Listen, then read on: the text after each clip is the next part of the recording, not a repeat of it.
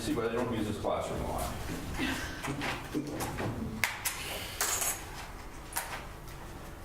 Anybody have any questions before we get started here?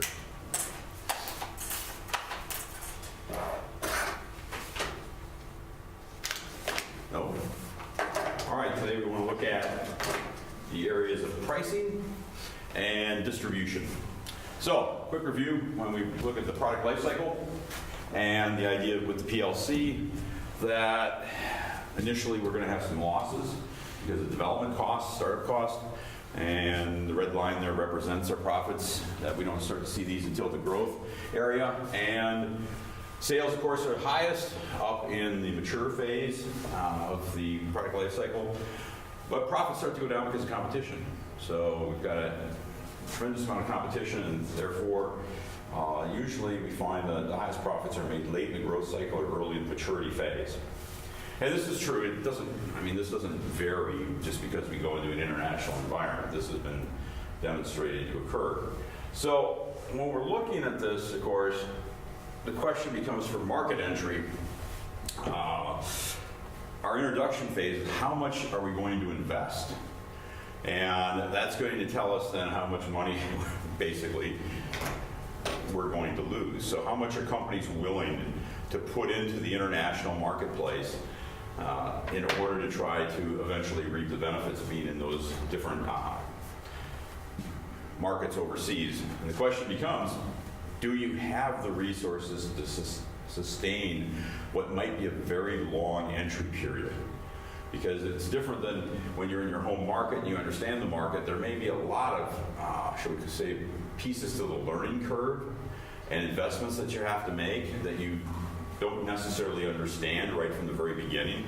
So we have to think about how we're going to do this. So when we come into the introduction phase, we typically look at two different prices that we can use as a method. Skimming is the one where we're going to, as it indicates, skim right off the top. High price, try to recoup as many of these expenses as possible. And so this is I would say, a fairly typical approach for American companies. If you look then at the penetration pricing, this is something you'd associate with the Japanese, that they take a much longer view. So for example, when they come into the United States, they didn't try to recoup everything right away. They figured they were going to be here for a very long time. They were more concerned about setting a lower price and getting market share, because the philosophy with the penetration pricing one is that you're going to be able to have scope in your manufacturing operations because you're going to be selling more. And so if you can push costs down, you're still going to have a healthy margin. So it's just two different approaches. Doesn't matter. It's not that one's better than the other. It just depends on what the company's trying to do. Certainly if you're low on cash, you're probably going to try a skimming price. Because if you spend a lot of money to get into a market and your reserves are running down, you're going to try to recoup that as much as possible. So two different approaches that can be used. These are also used domestically. It's not unique to the international environment. And then there's the other one, a third pricing strategy, which is target costing, where we're talking about, we're going to look at a market segment, and then we're going to compare the cost to what we want to have as a desired profitability. So if we think about this, we're going to look at essentially each segment and say, okay, how much money can we make? Is everybody familiar with what we call in marketing the majority fallacy? Anybody that isn't? Because if you're not, then I'll put it on the quiz next time. That'd be a really good question. Everybody knows what it is? Is anybody awake? You don't know what it is? Okay, fair enough. I'll hide up here in the dimness of this corner.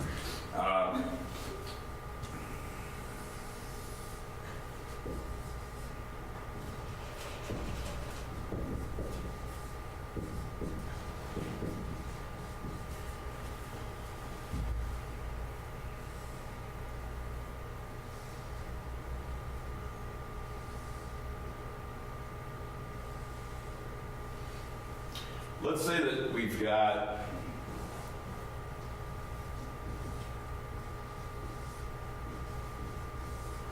four segments that we've identified in a given market overall. We have the 4 segments. And you ask, well, which segment should we go after? Which one will most people say?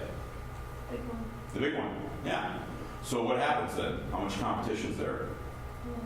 A lot. Okay, so with majority fallacy, the fallacy is that you'll make the most money in the largest market segment. But what happens is, typically, this attracts the most competition.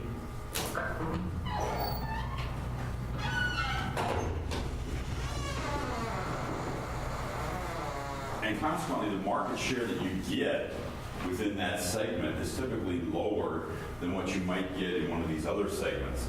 So typically, you might find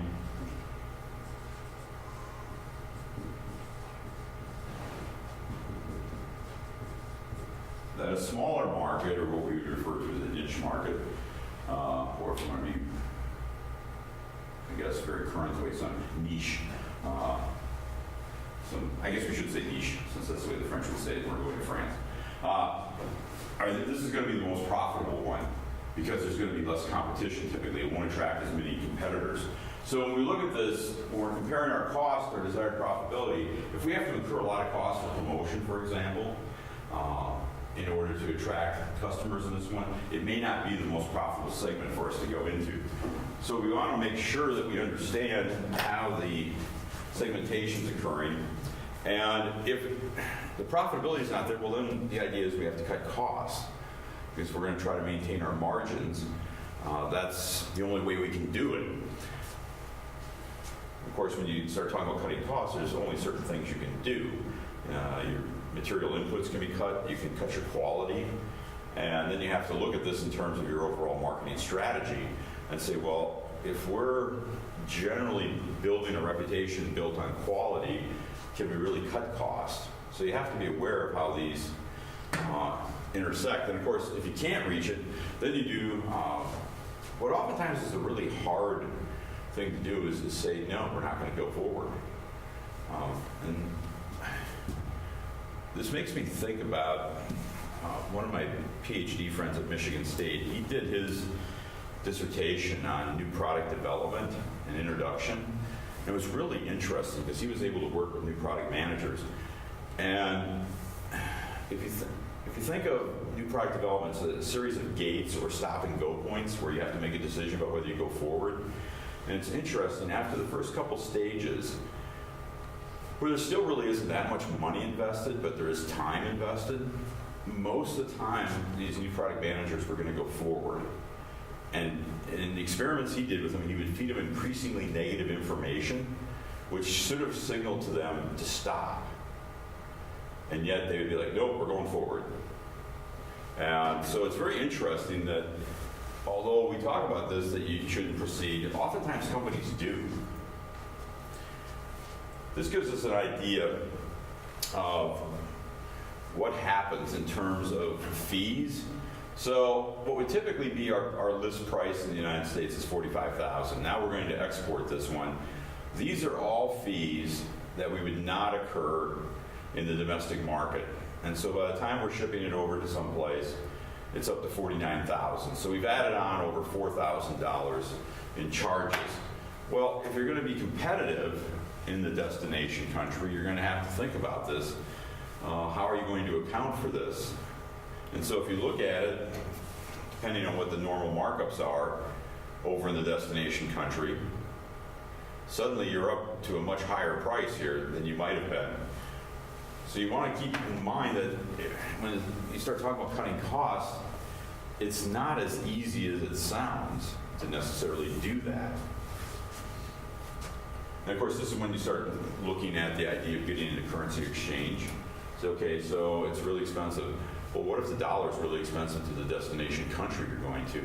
This doesn't even actually reflect the total cost to the customer because they're going to have to change whatever their currency is in US dollars. And if it's not buying at par, they're going to end up paying even more.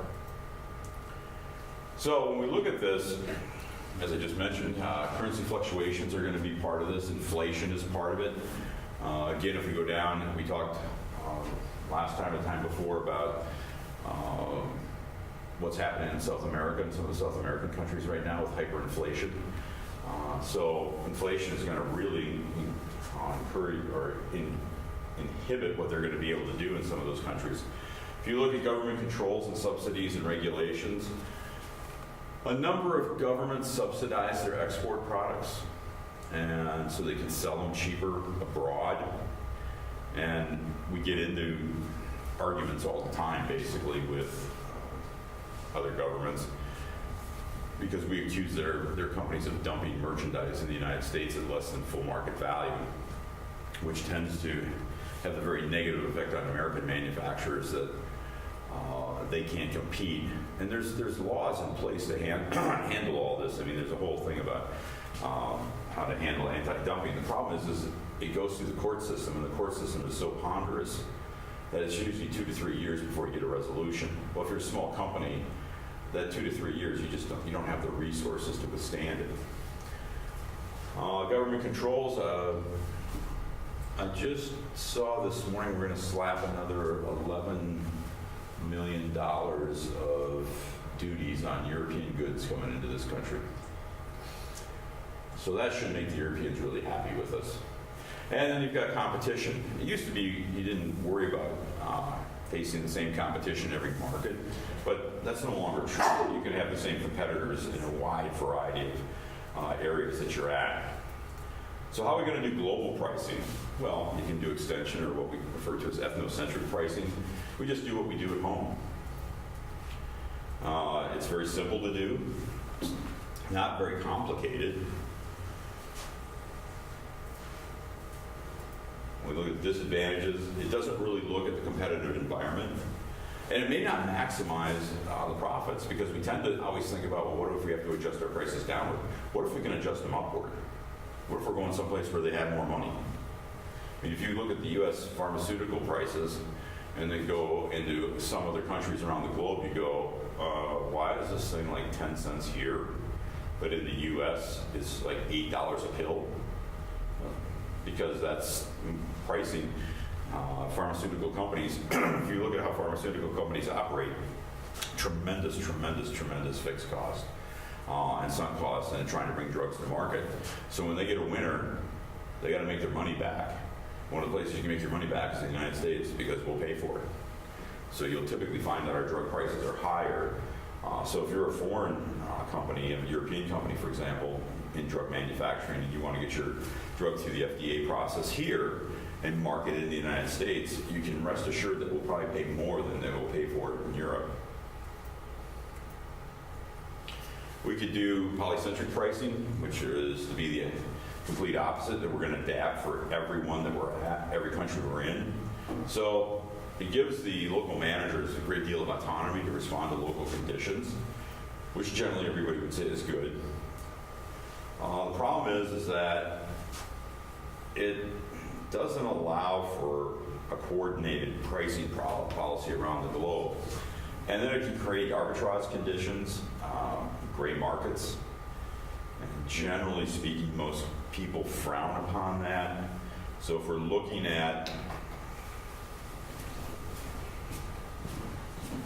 arbitrage or gray markets,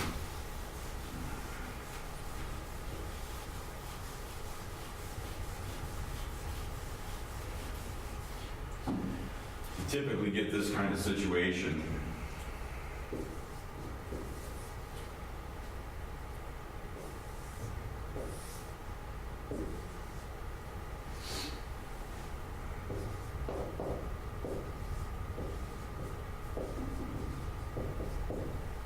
We're in country A, the product's selling for $5.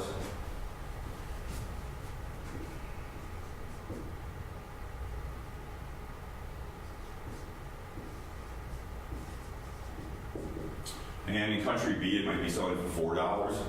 So in this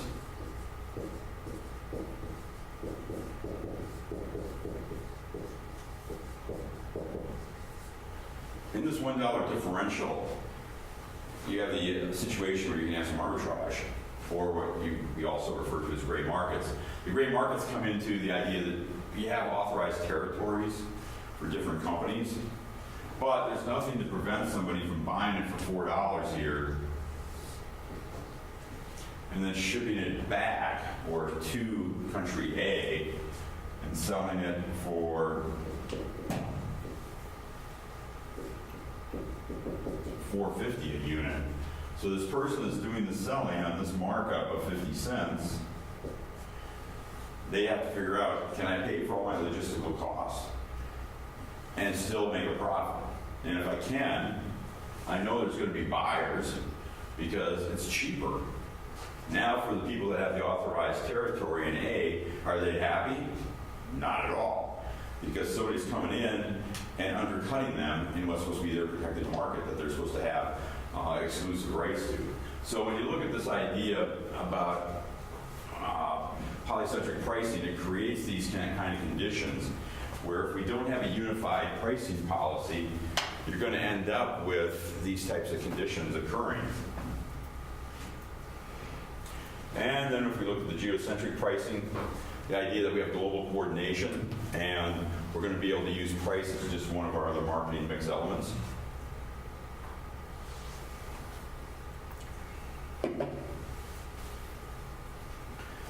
This has the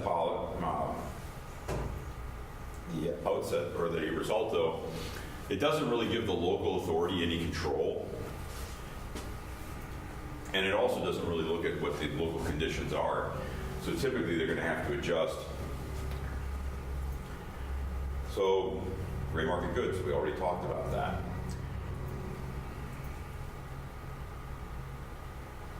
So again, it's this idea that you have this differential between the prices where it's being sold.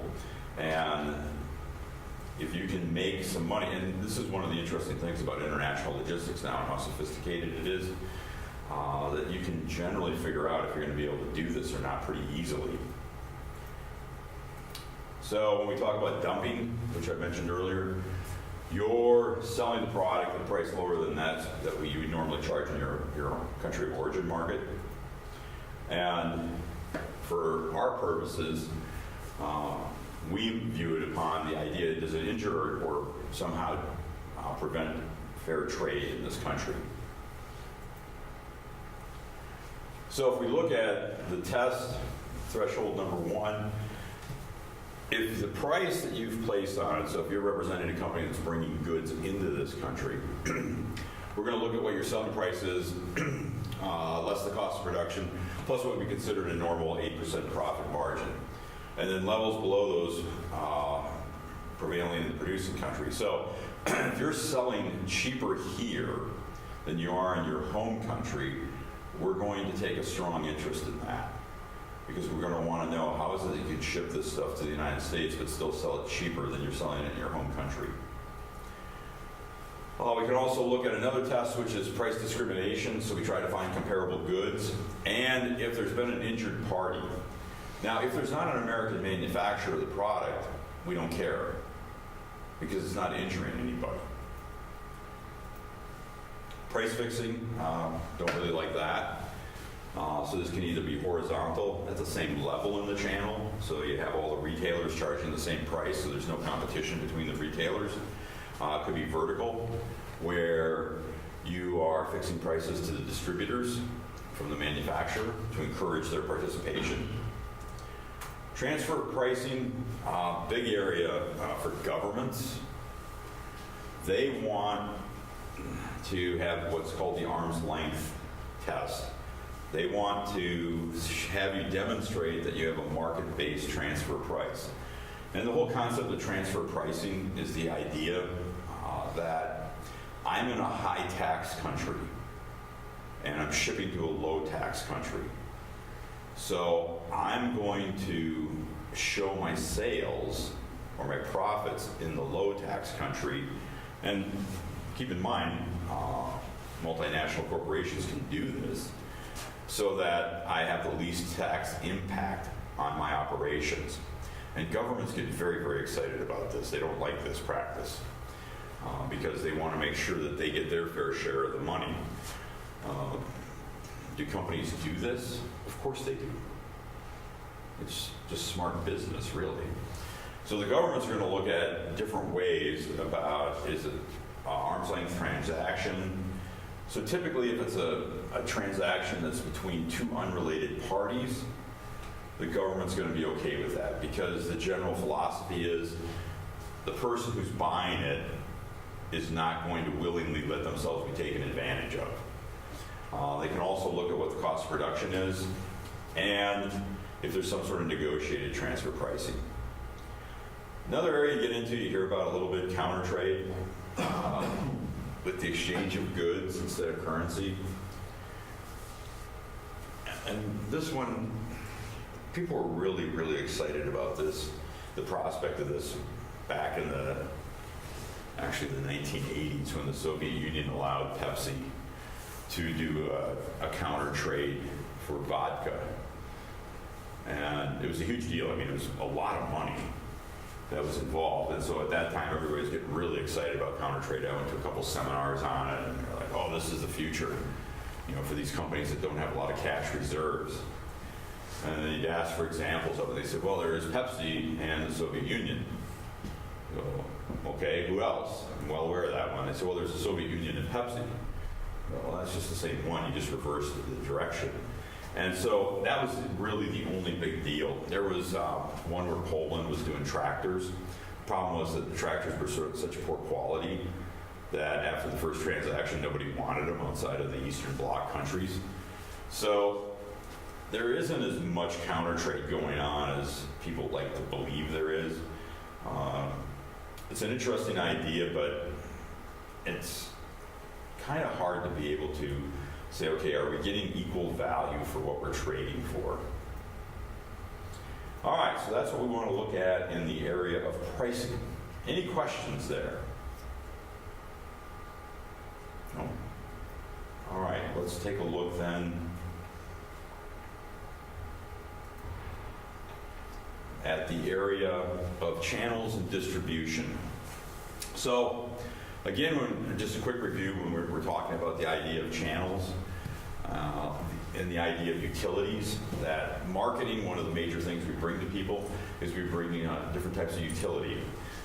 Spatial or place utility, having something where it's convenient for you. We tend to have, at least in the urban areas and suburban areas of America, tremendous spatial utility. If you want to go get something, it's usually pretty close to us.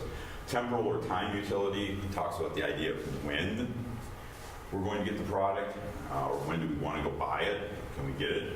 And of course, you can argue now with online shopping, companies are easily providing time utility. And then the other one that is typically associated with marketing is possession utility, that you get to buy the product and you get to decide what you do with it, and because you possess it. There's a couple of other ones that are associated with marketing, or can be associated with marketing. There's form utility. Form utility is usually associated with manufacturing, the idea of taking raw materials and turning them into finished goods that people can use. But you can have postponement strategies in the channel.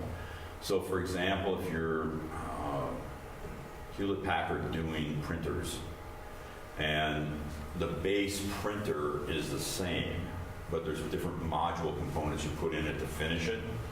So you have an advanced staging area for a market, and you have the base there. You've got a whole bunch of the base modules, and a smaller number of the inserts that go into it. So you don't have a finished product technically. You wait till the order is received, then you, in the warehouse, physically pull out the module that you need to put in and give it the finished product, and then you ship it. So that's typically a postponement strategy, and so you can argue at that point that marketing provides form utility, because we're the ones in the channel that are actually giving it its final form. So you see this also in promotional campaigns. So if you shrink wrap together, let's say it's baseball season, let's see, the Pirates won yesterday. Oh no, they didn't, that's right. If you take baseball cards and let's say Dick's is running a promotion, and they have baseball cards that would normally be sold separately, and all of a sudden they put together a bundle. You buy a baseball glove, and cards, and they somehow put this together as one unit for sale.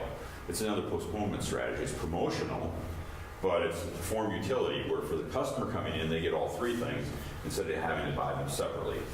And then we have this new one that's emerged, the idea of information utility, about providing information to customers. And certainly marketing does that, there's no question about that. But it's not unique to marketing. Different areas of the firm can provide this type of utility as well. So when we look at global marketing channels,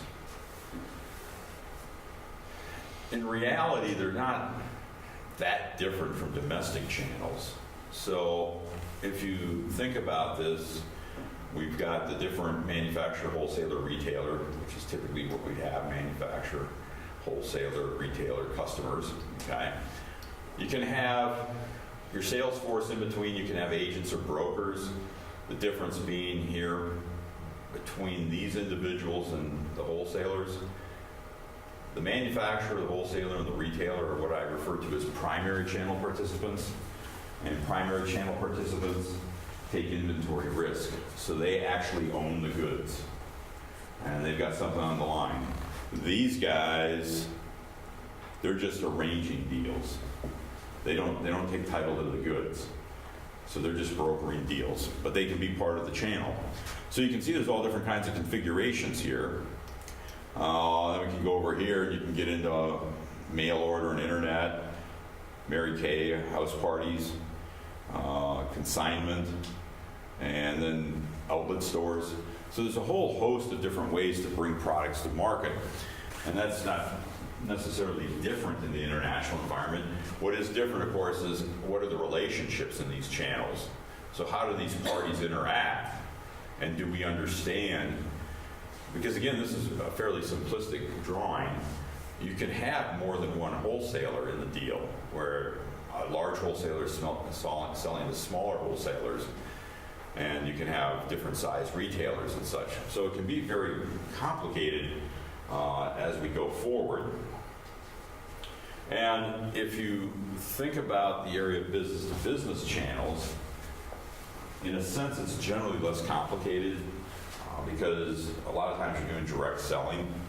So it might be that you've got this type of thing going on where you're doing direct selling here, or there's only a wholesaler involved. So generally, you're not going to have that retail level involved in the business-to-business distribution. And so it's going to typically be easier. But the text talks about, with business-to-business channels, some of the things to think about as you go into. Now, what's interesting about this is when it's talking about selecting the distributors and look for distributors capable of developing the markets, this oftentimes unintentionally gets set before a company really decides it's going to go international. One of the easiest ways to make some additional money is to just simply license your products. And when you license your products, you give the rights to somebody overseas to represent you. The minute you do that, you're giving away some of your proprietary knowledge. And you're also setting up possibly future competition. But once you've done that, if you've just done a licensing agreement, they're the ones that are doing all of these things for you. So it's always kind of interesting when I look at these types of things and they say, well, you should do this, this, and this. Well, yeah, that's great if you've really got that much foresight. But many companies don't have that kind of foresight. When they were smaller, they went ahead and licensed. And so consequently, their channels overseas get set up. And you see some spectacular failures when American companies have gone overseas and they've had to withdraw from the market. I mean, the first time UPS went overseas was a disaster. It didn't work very well at all for them.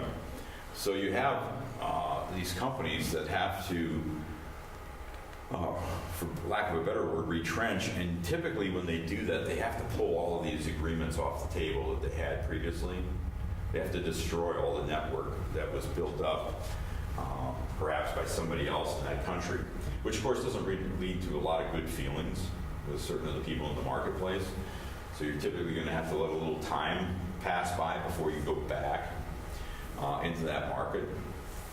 But certainly business to business is huge. If you think about government spending, university spending, there's all kinds of money to be had in the business to business channel. Now, if we look at this from a retailing entry strategy, so let's say you're Walmart, and you've decided you're going to go into Mexico, well, how are you going to do this? Okay, so this is simply a little chart, a little matrix to indicate that on two dimensions about how easy is it to enter the market, and then how culturally similar are the markets. We can build these four parts of this matrix. So if we're culturally close, but it's difficult to enter, you might want to just buy somebody. So purchasing is an easy way to get into a foreign market. You just go and buy somebody that's already there. And then you learn from them. You can also, if they're culturally distant and it's difficult to enter, which would kind of make me think, why do you want to go into that market? But if you do, you can go and do joint venture and licensing. And as I mentioned, now recognize that this is difficult to enter and culturally distant. And I was talking about licensing just a minute ago. You've probably now given away some of your future prospects in those countries because you set up your competition essentially. Now, if you don't really believe you're ever going to go overseas, then this is a way to make some money because you don't really have to do that much. And also recognize, going back to the idea of governments, there are certain places in the world where you go to that an American company couldn't go in there and just, you can't go in and buy everybody. That the government's going to require that you do a joint venture with a local company. And so therefore you can't get more than 50% control. They're not going to let you do that. And of course, for many American companies, they look at that and they go, don't know if I want to do that. If it's easy to enter, but it's still culturally distant, let's go with a franchise.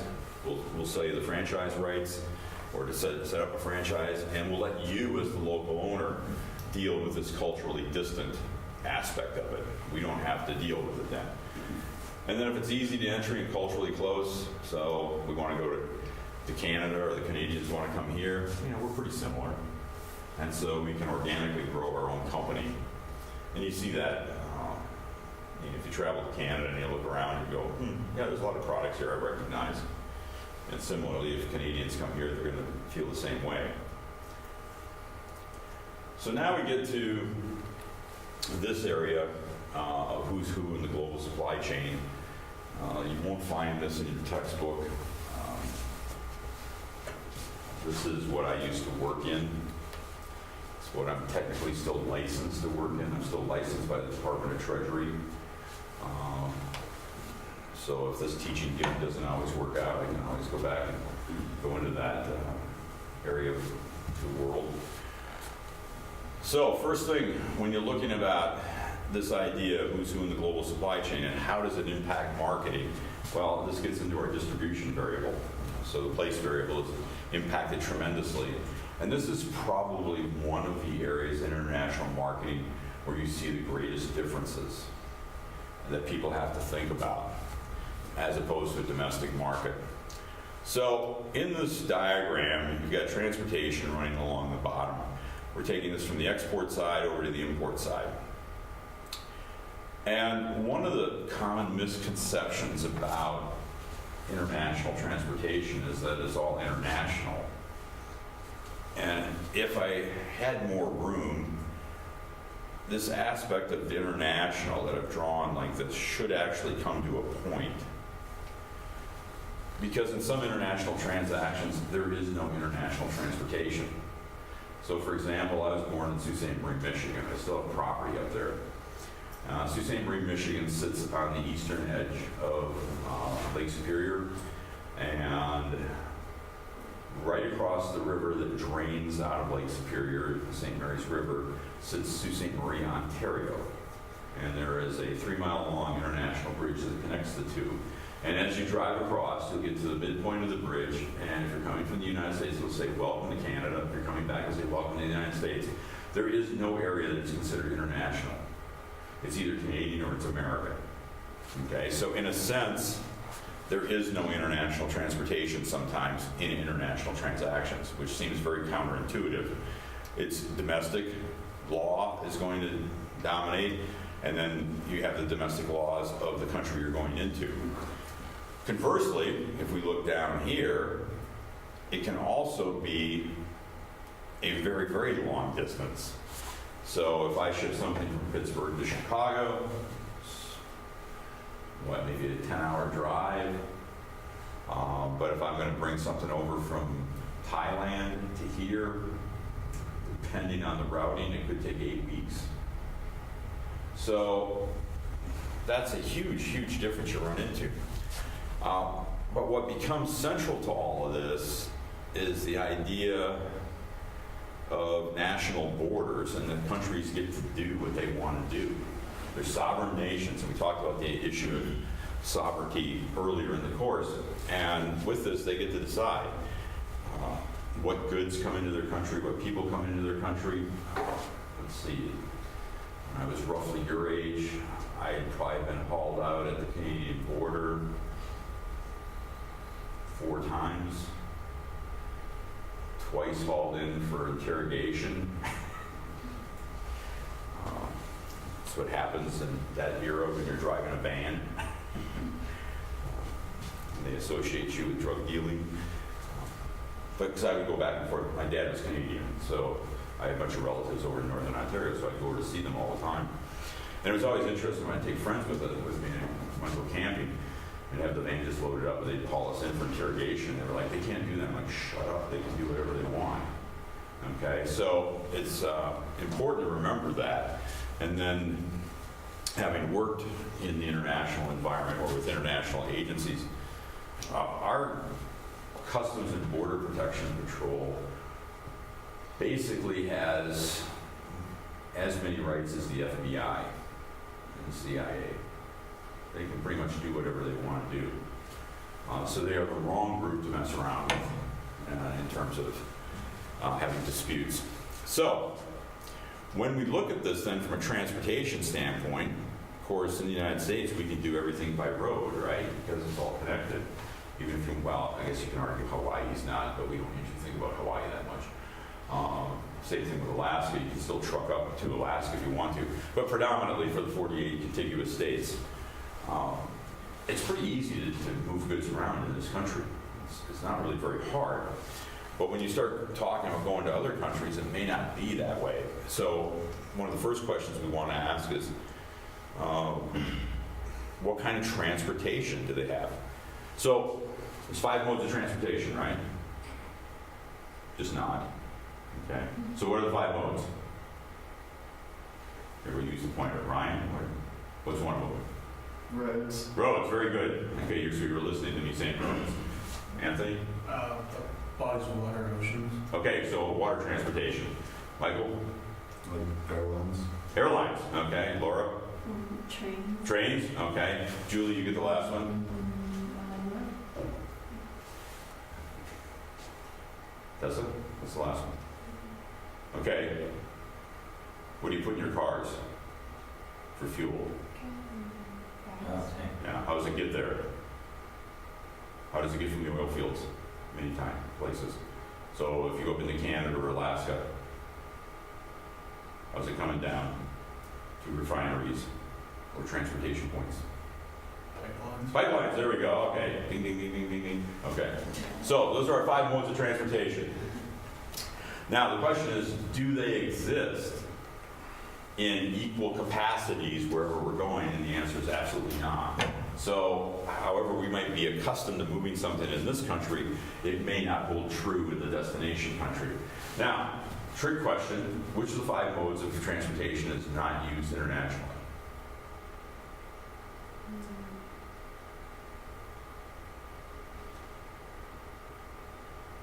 What do you think, Elliot?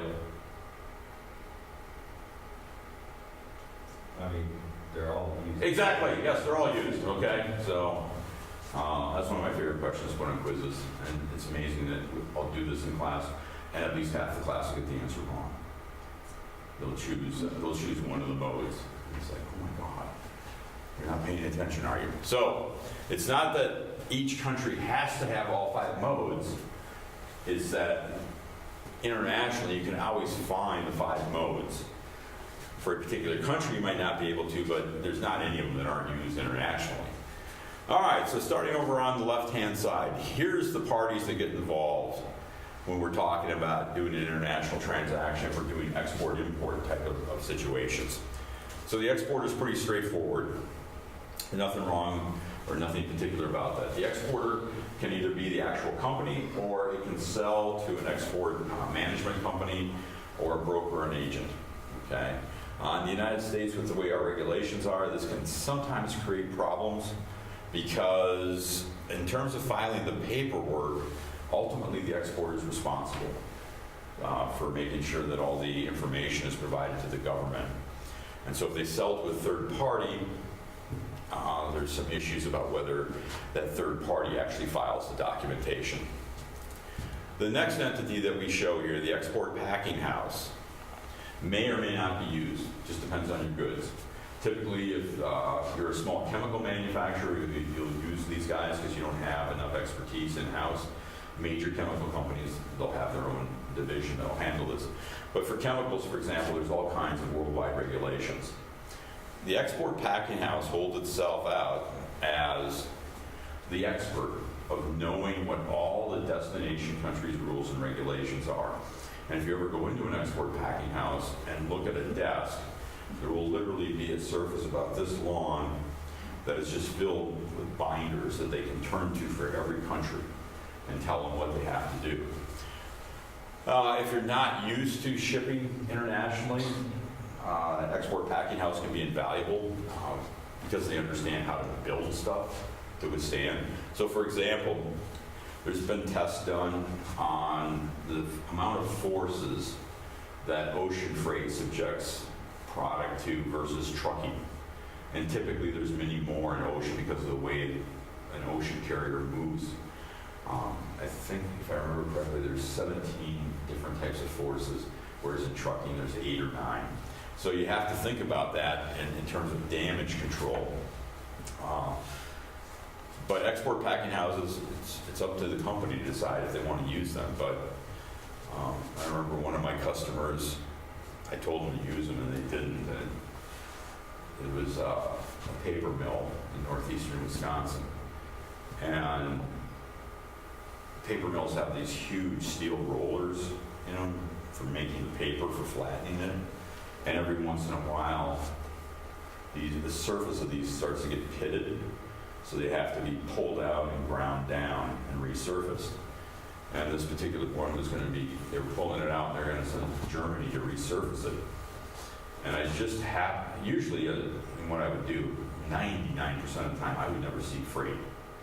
This just had to be an occasion where I was over at their building to pick up something else for an import shipment.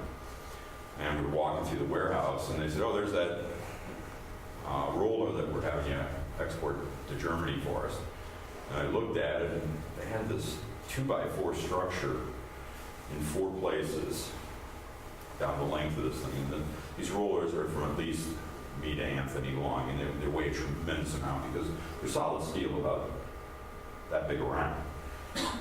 And then they had 2x4s running on the corners of these, so you could see right through. You could see the roller. And I looked at the guy, and I remember saying to him, I said, you know, I'm no carpenter, but I don't think that's going to make it to Germany. You should call so-and-so packing house in Milwaukee. They'll come up and pick it up, and they'll crate it for you. Oh, it's going to be fine. Okay. And a couple days later, when we got picked up, later in the morning, I got a call. And these are how the calls would usually start out. They'd always use the very inclusive word, we have a problem. And I would be completely unaware that I had a problem at that point in the day. But they would say, we have a problem. I'm like, what do you mean we have a problem? I'm not aware that I have any problems right now. They go, well, you know that steel roller? Yeah. Well, the trucker's sitting on the side of the road pulled off right now. Okay. How does this involve me? Well, he was going down the road, and the guy only made it like 30 miles south of Green Bay. This is where I was working at the time. And all of a sudden, in his side view mirrors, he noticed the walls of his trailer were bulging out. So he started listening, and then he started watching his trailer go like this. in less than 30 miles, this roller, the motion had broken out of the 2x4 structure, and this piece of steel was rolling around back and forth. And all I could imagine at that time was I'm driving down the road, and this thing comes through the side of the truck on the freeway and crashes onto my car. I'm like, oh my God. So he indicated again that we had a problem. I don't think that's my problem, because I distinctly remember telling you what to do, and you didn't do that. So the long and short of it is that I arranged for the export packing house to come up, and on the side of the road, bring up a fork truck in order to take this thing out of the trailer, put it under their truck. The whole operation cost about $5,000 that day. They would have picked it up and crated it for $500. So sometimes if you think you're saving money, you probably really aren't. And then the liability, of course, shifts to the export packing house, because they're using them, they're holding themselves out as experts on this. And if something breaks, they're the ones that are carrying insurance for it. So it's smarter to do it with those guys. International freight forwarders, you'll most commonly see them referenced as IFF. Acronyms are a huge thing in the international channels. So international freight forwarders are the folks that prepare all export paperwork. They book the freight and they arrange the transit of it, and they complete all the documentation necessary for the export authorities and make sure that your freight's going to get to where it's going to. If there's banks involved, they'll coordinate with the banks for letters of credit and what kind of documentation. But they're the ones that are going to tell you. So if I'm an exporter, I might just send over a commercial invoice and a packing list to the international freight forwarder. They'll figure out if I need a country of origin certificate, if I need anything else for the destination country. They'll arrange the transportation to get the transportation documents. If I need to containerize the freight, they'll make sure the container gets to my door, and that I then have to load the freight into the container. So international freight forwarders play an absolutely critical role for most companies. You can have in-house operations. There's nothing that prevents you from doing that. Or you can be a standalone operation. And most international freight forwarders have a branch on the side, on the other side, which is the custom house brokerage side. Consolidators and NVOCCs. Consolidators generally associated with trucking and air. NVOCC is the acronym for non-vessel operating common carrier. And as the name implies, because it's non-vessel operating, they don't own the vessels. What they do is they contract with them. So when you look at the idea of consolidation, and typically in the industry, nobody calls these NVOCCs, they all just call them NVOs.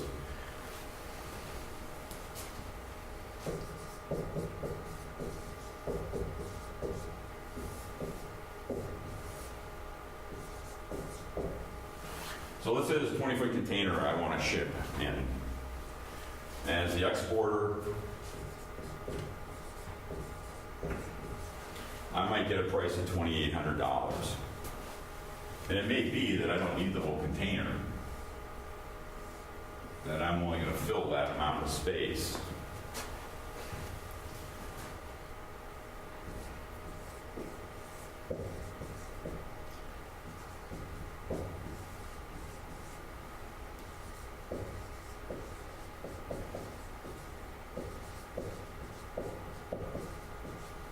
So I might be given a price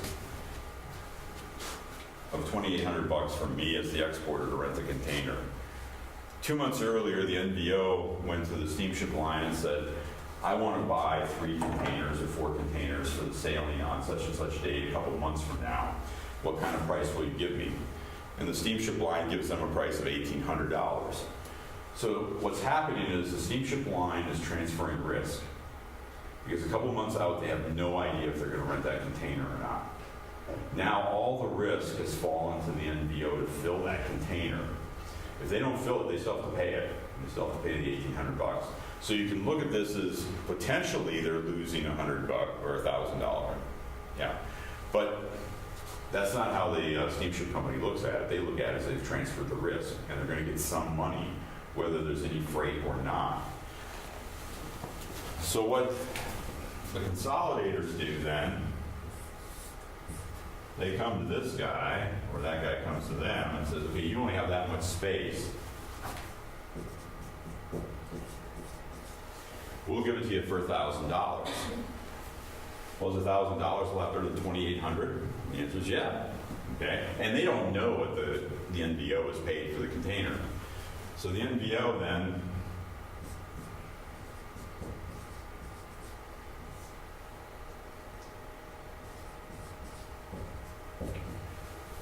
they've got, looks like about 90% of the container filled between 3 shippers.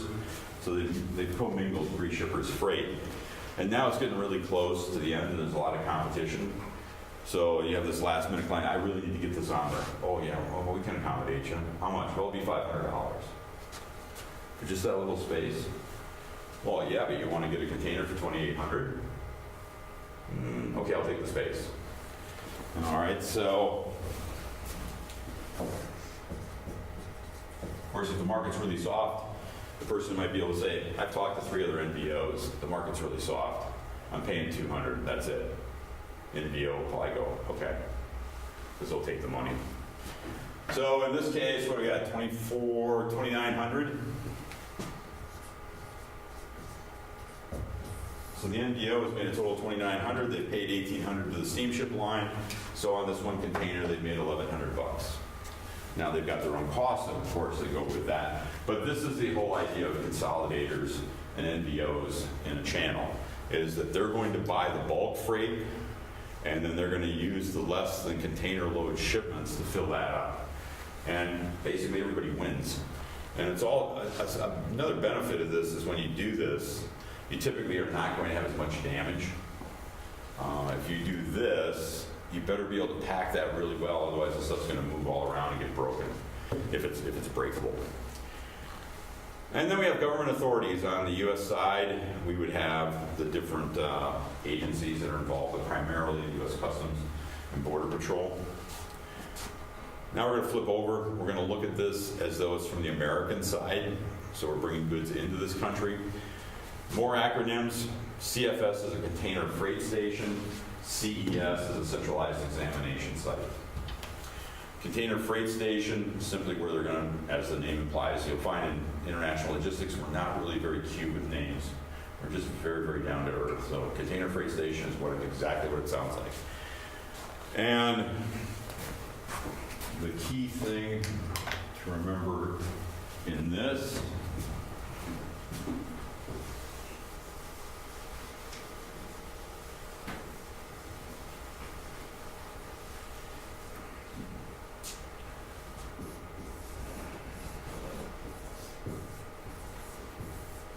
is your freight is what we refer to as bonded until it is released into the commerce of the United States. So a container freight station has to be a bonded facility, and it's holding goods that have not yet been cleared into the commerce of the United States. A CES is also a bonded facility, but it's not used for storage. It's used, as the name implies, for examination. And there's nothing good that comes from being told that your stuff has to go to the CES, because it means there's extra costs involved and potentially bigger problems. And a container freight station can be designated as a CES, but you will never see the reverse. You'll never see a CES that then gets designated as a container freight station. Because if something's a CES initially, it's usually a much smaller facility. Because a container freight station is always going to be a rail yard, at the airport, or at a train or trucking terminal where they can hold the containers. But with a CES, as the Custom House broker, I would be advised by the Customs Authority that they want to inspect the goods. I then have to arrange to move your goods in bond, is what it's called, to the centralized examination site. The centralized examination site is a privately authorized facility to conduct this under the auspices of the American government. But because it's a private entity, they're in it for profit.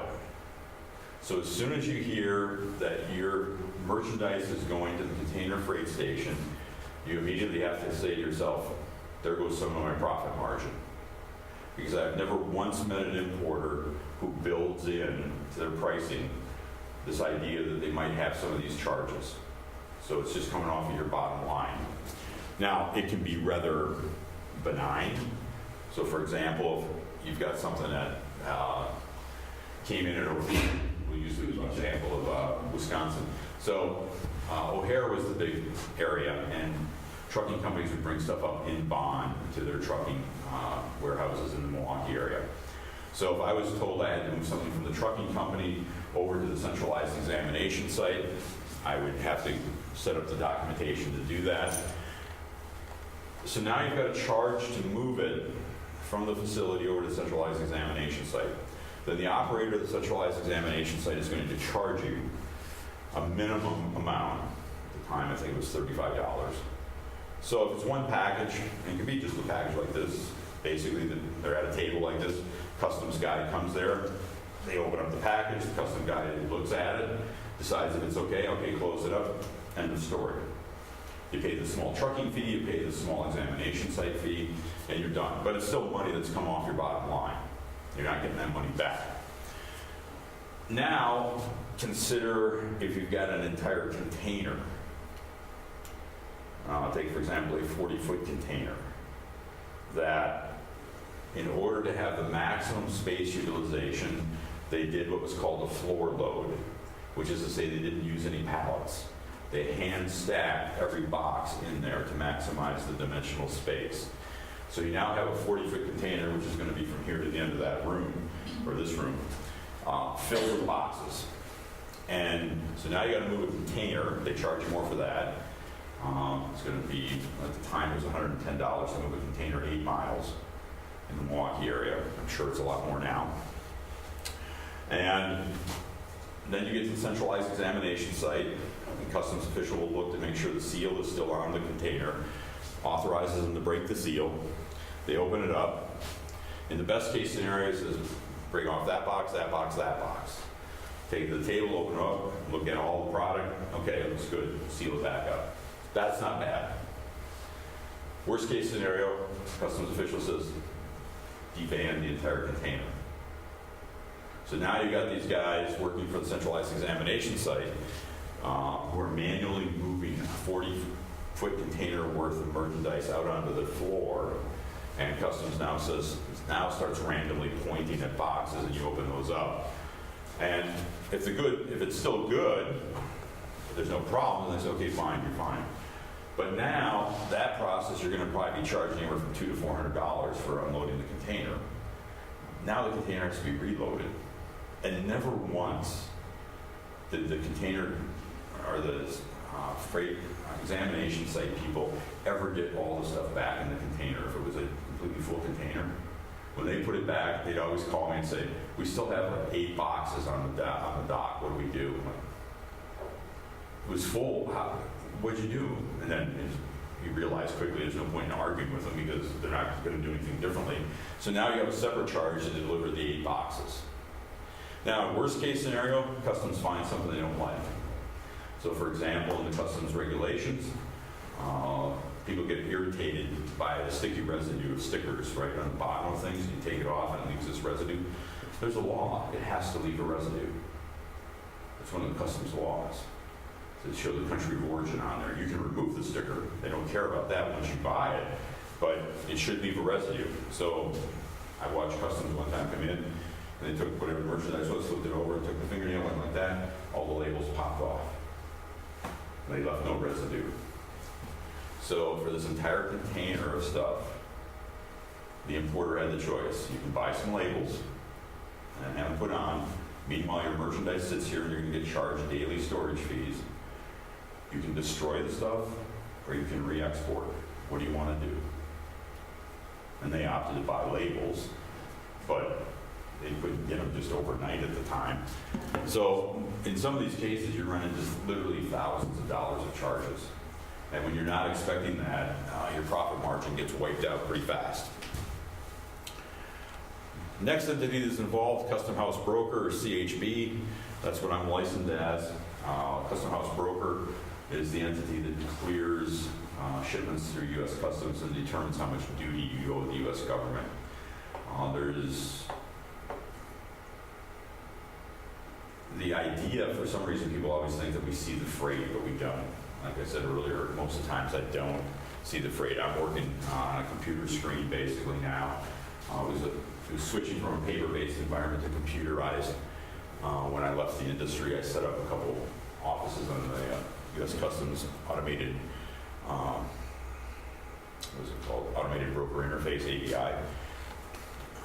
And it's still around. And they have many, many more applications now.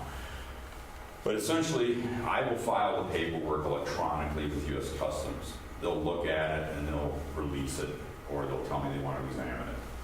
And in most cases, it just gets released. It's a very routine process. When it gets released, I send that release to the trucking or to the transportation company. That is their guarantee that they're okay. Once that release has been processed, the goods are no longer considered to be in bond. They can now be entered into the commerce in the United States. 10 working days from that release date, the importer of record, or the IOR, as they're most frequently referred to, has to pay the U.S. government the duty amount. Now, there are some differences. Large importers now, they have these payment schedules set up where they can do it differently. But in general, you have 10 working days. And the problem with that is that most importers, particularly smaller ones, they're not used to paying something that fast. So I clear it today. It might be tomorrow before I finish the paperwork. It might be the day after before I send out the invoice. I send out the invoice by mail. It takes 2 days to get to them. 4 out of the 10 days that have elapsed. So technically in 6 working days now, they've got to get a check back to me so that I can pay the government. And most companies just simply aren't set up to react that way. They tend to pay a couple times a month with their accounting systems. And so there's forever problems with this because the importers of record are the liable party, and most of them do not understand that. As a custom house broker, I can just go provide the paperwork to the government, and I've satisfied what I'm supposed to do. I don't have to attach any money. We usually do it as a courtesy. But this is where all the trade statistics come from, between what's filed back here with the International Freight Forwarder and with the custom house broker. And prior, we now use with something that's called the Harmonized Tariff System. And that came into being in 1988. Everybody started in 1988 except the U.S. because our Democrats and Republicans couldn't get along. They didn't authorize it, so we all sat there. We'd all done tremendous work to get ready to go onto this new system, and then we were told to wait for another year. So we technically started in 1989 with this harmonized tariff system. And the harmonized tariff system now is an international system that at the 6-digit level means the same thing everywhere. So it's much easier to figure out what you've got going in terms of trade statistics. Because previously you had Schedule D numbers for exports and tariff of the United States numbers for imports, and they didn't match up. And so consequently, you'd say, well, we have a trade imbalance, and you'd go, how do you know? And so that's part of what led to the harmonized tariff system, is that we wanted to be able to actually compare things. And so with the harmonized tariff system now we can, and that gets at a lot of our trade disputes now, is saying, okay, now we know if we have a trade imbalance in an area and to what degree of a trade imbalance we have. So the custom house broker is the one that's going to be holding themselves out as the expert to handle all that detail that's involved in bringing goods into this country. And while I'm thinking about it, most companies are ignorant of the fact. You will hear people say, it's my right to export, or it's my right to import. That couldn't be further from the truth. The U.S. government controls its borders. It is a privilege that is granted to you as a company or an individual. And I can't tell you how many people would say that to me, and I'd have to correct them and say, nope, not true. Government can actually prevent you from doing both. So if you mess around with them, you're probably going to hurt your business enormously. Bonded warehouses in foreign trade zones. Okay, in terms of international marketing. This is what I view these as cash management techniques. Okay, so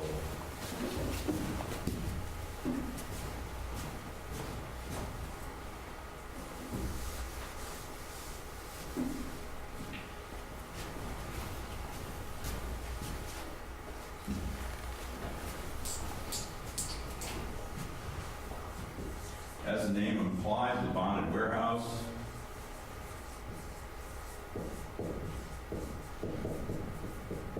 it's a bonded facility.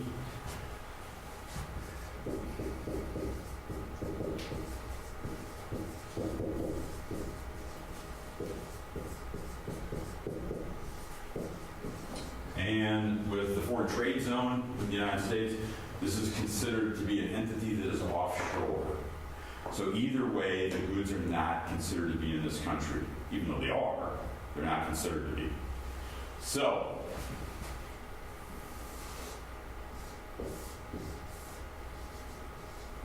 one of my customers that I had imported alcoholic beverages, and they would bring in 20-foot containers of Absolute vodka. And Absolute vodka, or any alcoholic beverage at the time, it was just always amazing to me to see the price it was coming in at. It's just incredibly cheap. But after you add on customs duties, Bureau of Alcohol and Tobacco and Firearms excise taxes and markups, alcohol becomes very expensive. But when it comes in, it's very cheap. So a container, a 20-foot container, and they would bring these in August and September in advance of the season, because they considered the season to be Thanksgiving, Christmas, New Year's is when the demand really spiked. So they would bring this in.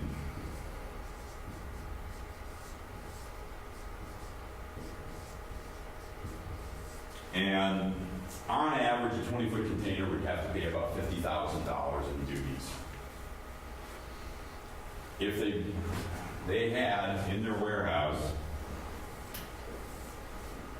a space that had been identified and approved by the customs officers, they had a bonded facility, an area, probably if I drew a line across here, this was their entire bonded facility, but it had razor wire around the top of it. It was all fenced in and under lock and key. It was segregated.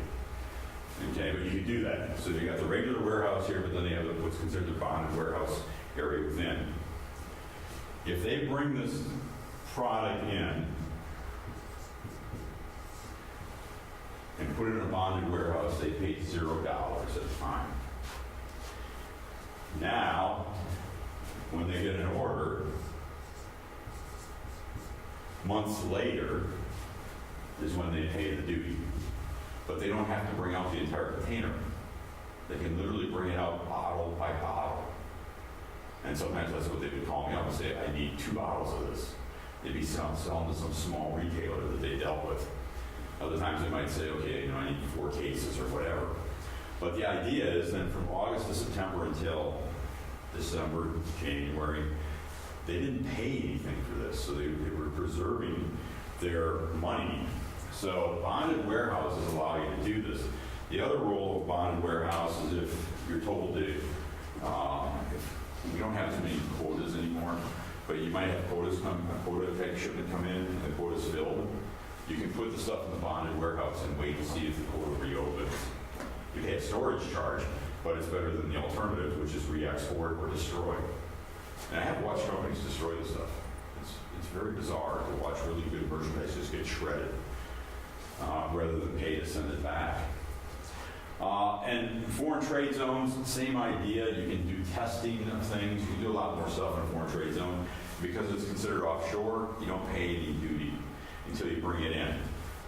So foreign trade zones, you might do some light assembly of semi-finished components. So let's say you have 3 components that make up a product. The components might be coming in at 7, 9, and 10%, but the finished good might be brought in at 4%. Because typically, for some reason, we don't charge as much for finished goods. So you do your light assembly, say you're bringing these 3 components in from different parts of the world, you bring them into your foreign trade zone, you don't pay any duty. When you export it into the United States, it says a finished good now. and you pay the 4% instead of the other amounts. So you use it as a cash management technique. So when we look at these types of things, they provide an opportunity for us to be able to go ahead and do some things in the channel that you normally don't get to do and don't have to do in the domestic channel.